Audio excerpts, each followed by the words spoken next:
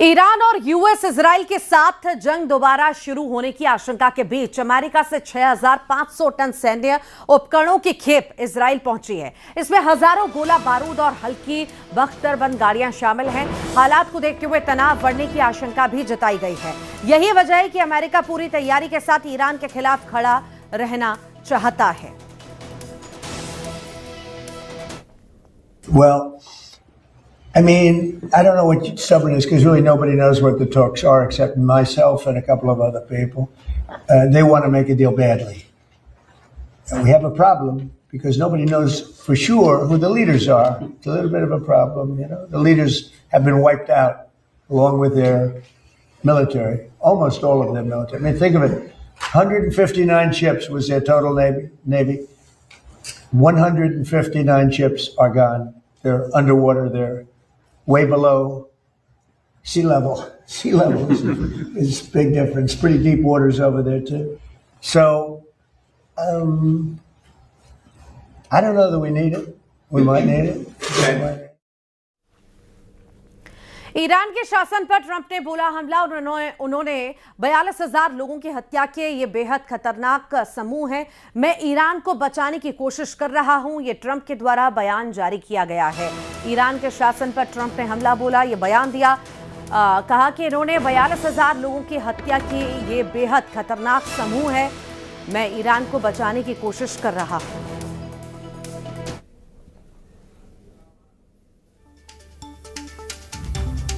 They killed 42,000 people. So when you say about, they say that I do the same, I don't do the same. I'm trying to save that country in a certain way. And nobody's ever seen it. Think of it. They killed 42,000 innocent, not weapon-carrying people for protesting. 42,000. And the number they say is a lot higher than that. There's a rough group. But we have decimated them, and their economy is a disaster. So we'll see how long they hold out. Hormuz खोलने के प्रस्ताव को खारिज करने के बाद America ने Iran पर बड़े हमले का प्लान तैयार कर लिया है। अमेरिकी सेंट्रल कमांड हमले का ब्लूप्रिंट ट्रंप को बताएगा। और इस बीच ईरान के सुप्रीम लीडर मुश्तबा खामेनेई ने कहा है कि वो हर हाल में अपनी न्यूक्लियर और मिसाइल क्षमता की रक्षा करेगा। लेकिन इस बीच ट्रंप ने पुतिन से फोन पर 90 मिनट बात की। दोनों के बीच ईरान और यूक्रेन युद्ध को लेकर बात हुई है। लेकिन संकेत यह है कि ट्रंप का ऑपरेशन स्टॉर्म जल्द शुरू होने वाला है।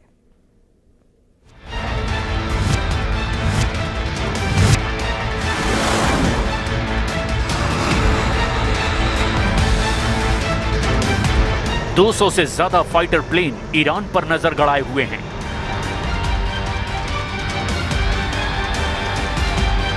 पच्चीस से ज्यादा जंगी जहाज ने हॉर्मुज को घेर लिया है।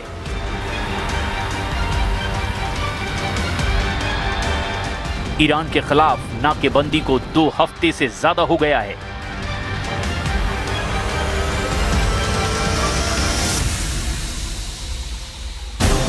ट्रंप का तूफान, बढ़ा जंग का तापमान।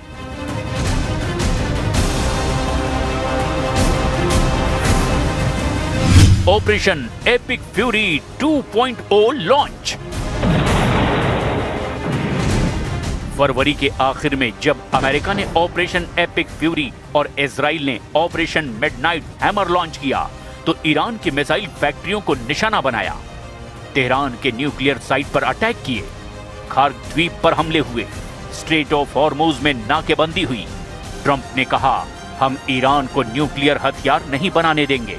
लेकिन अब बात नेगोशिएशन पर अटकी हुई है। पाकिस्तान में जेडी वेंस की अगुवाई में बातचीत फेल हो गई। ईरान ने अमेरिका की शर्तों को मानने से ही इनकार कर दिया। सवाल ये, अब आगे क्या होगा? 2 दिन में ट्रंप ने सोशल मीडिया पर 2 पोस्ट जारी किए। एक पोस्ट में ईरान पर अमेरिका की शर्त मानने का दबाव बनाया, ईरान को समझदार होने की सलाह दी और खुद को बैड गाय बताते हुए दूसरे पोस्ट में युद्ध की चेतावनी दी और ऐसे तूफान के आने का दावा किया जिसे रोका नहीं जा सकता। आखिर ट्रंप का इरादा क्या है? ट्रंप का टारगेट हॉर्मुज नहीं है। ट्रंप की राह में सबसे बड़ा रोड़ा है ईरान। ट्रंप को सिर्फ ईरान को तोड़ना नहीं है, वो चाहते हैं ओपेक पर कंट्रोल। ओपेक पर कंट्रोल का मतलब है मिडिल ईस्ट के पूरे तेल कारोबार पर कंट्रोल। ओपेक कंट्रोल हुआ तो अमेरिका तेल की कीमतों को अपने हिसाब से मैनिपुलेट कर पाएगा। ओपेक में सऊदी अरब सबसे बड़ा तेल उत्पादक है।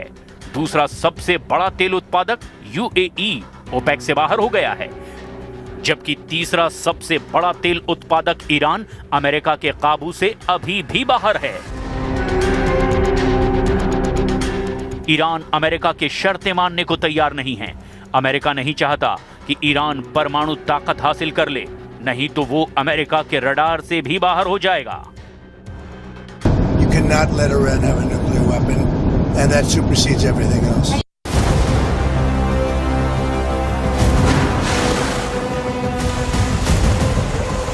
चालीस दिन की लड़ाई तेहरान पर डील का दबाव बनाने में कामयाब नहीं होने के बाद रिपोर्ट में दावा किया गया कि अमेरिकी सेना के सेंट्रल कमांड ने ईरान के खिलाफ जंग का नया ब्लूप्रिंट तैयार किया है। अमेरिका का यह हमला कितने दिनों का होगा? क्या अमेरिका छोटा लेकिन ताकतवर हमला करेगा?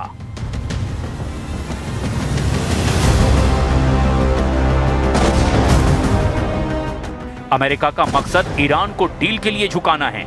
ईरान के खिलाफ चल रही जंग को निर्णायक मोड़ देना है।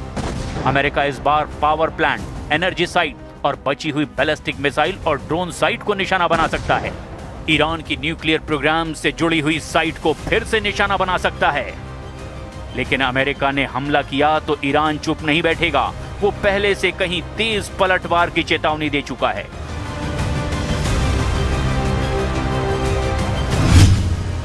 ईरान युद्ध की शुरुआत से ही इलाके के देशों, खासकर खाड़ी देशों को चेतावनी देता रहा कि जीसीसी देशों पर ईरान के हमले की वजह अमेरिका की मौजूदगी है। ईरान जीसीसी देशों से अमेरिका से दूरी बनाने और इलाके में अमेरिकी सैन्य ठिकानों को हटाने की अपील करता है।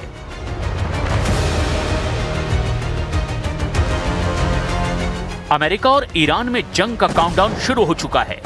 अमेरिकी सेंट्रल कमांड ने ट्रंप को पूरा ब्लूप्रिंट भी दिखा दिया है, लेकिन इस बीच एक बम व्हाइट हाउस में फूटा है।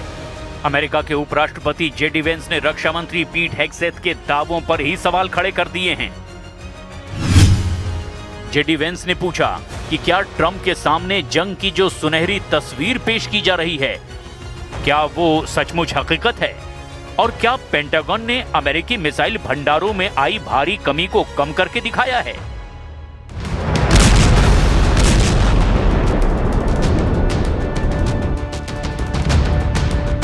तो सवाल ये कि क्या अमेरिका सच में जंग के लिए तैयार है या ट्रंप को किसी बड़ी चाल में फंसाया जा रहा है? मिडिल ईस्ट में हालात तेजी से बदल रहे हैं। रिपोर्ट बताती है कि अमेरिका के रक्षा मंत्री पीट हेगसेथ और ज्वाइंट चीफ ऑफ स्टाफ के चेयरमैन जनरल डैन केन ने अमेरिकी सेना के एक्शन की खूब तारीफ की, लेकिन विपक्ष के सवालों का ठीक-ठीक जवाब नहीं दे पाए। Secretary Hegseth, you have been lying to the American public about this war from day one, and so has the President. You have misled the public about why we are at war. You and the President have offered ever-changing reasons for this war. You should know better. Shame on you. Calling this a quagmire 2 months in. The effort, what they've undertaken, what they've succeeded, the success on the battlefield that could create strategic opportunities, the courage of a president to confront a nuclear Iran, and you call it a quagmire, handing propaganda to our enemies? Shame on you for that statement.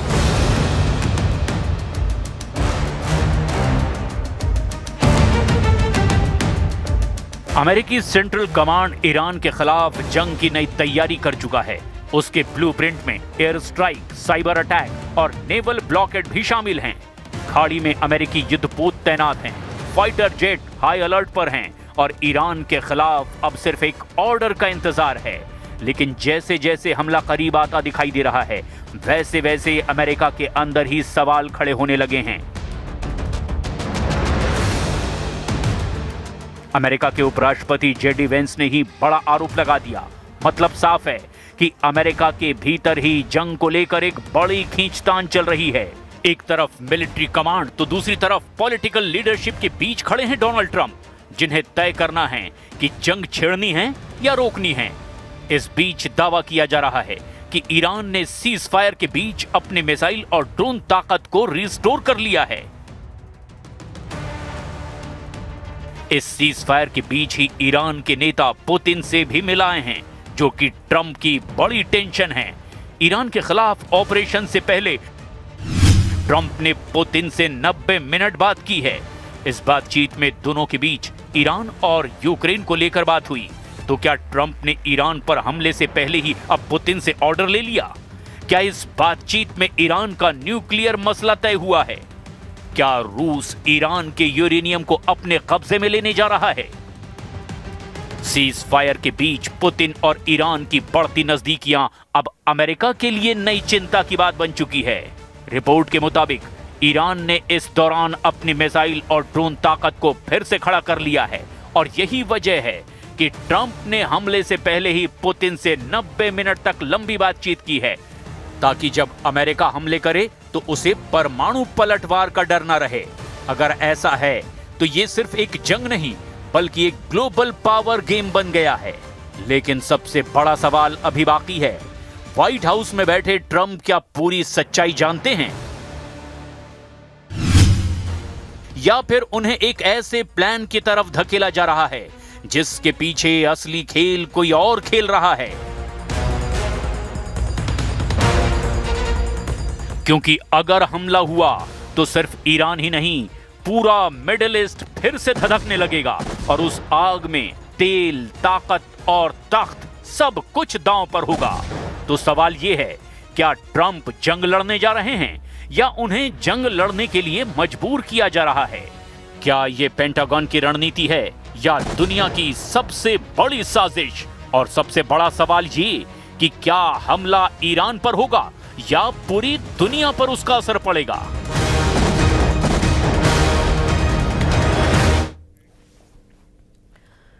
भले ही America के राष्ट्रपति Donald Trump दावा करें कि आने वाले कुछ घंटों में वो ईरान को तबाह कर देंगे, लेकिन तमाम धमकियों के बावजूद ईरान रत्ती भर भी झुकने को तैयार नहीं है। ईरान ने तो यहां तक दावा कर दिया कि वो अब अमेरिका और इजरायली अड्डों पर ऐसे घातक हथियारों से हमला करेगा जो ट्रंप और नेतन्याहू के लिए हार्ट अटैक जैसे साबित होंगे।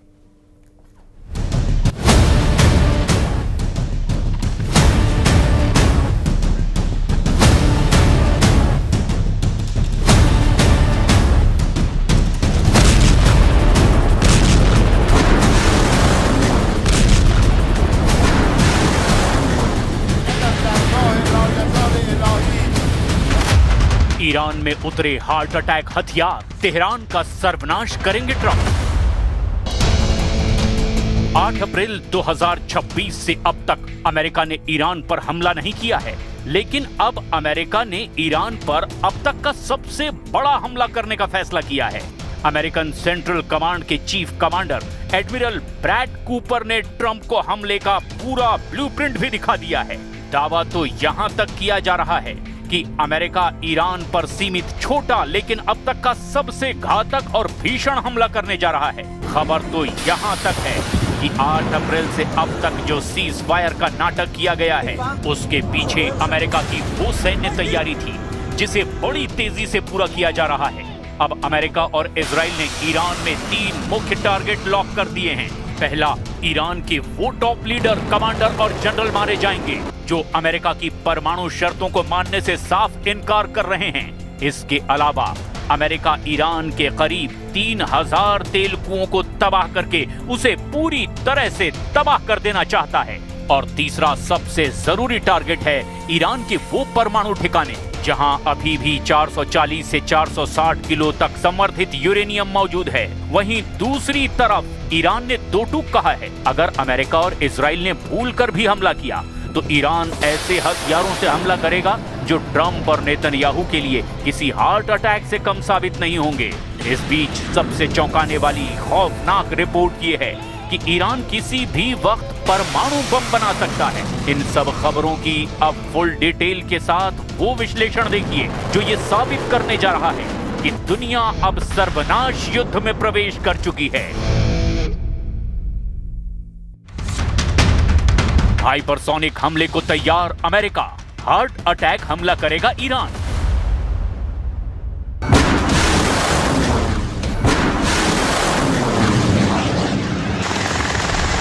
अमेरिकी सेंट्रल कमांड यानी सेंटकॉम किसी भी वक्त ईरान के बंदरगाहों, हॉर्मुज स्ट्रेट, हर द्वीप, तेल के कुएं और पाइपलाइनों पर हमला कर सकता है। इसके अलावा अमेरिका और इजराइल मिलकर ईरान के नतांज, एस्फान, फोर्दो, बुशर परमाणु ठिकानों पर भी हमले कर सकते हैं।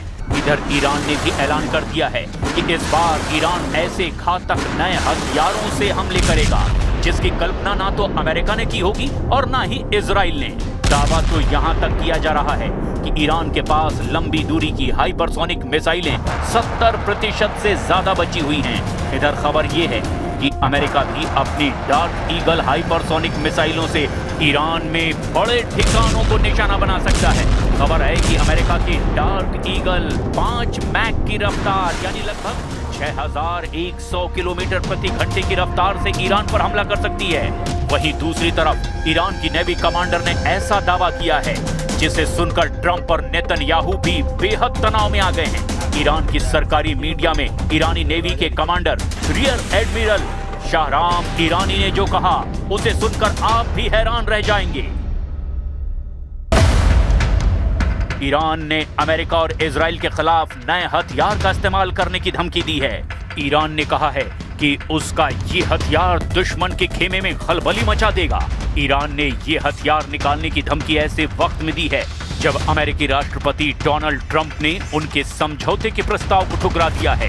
ट्रंप ने ईरानी प्रपोजल को ठुकराते हुए कहा कि हॉर्मुज स्ट्रेट के आसपास अमेरिकी नेवी की नाकाबंदी जारी रहेगी।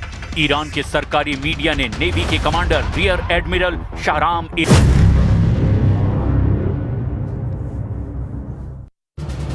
ये है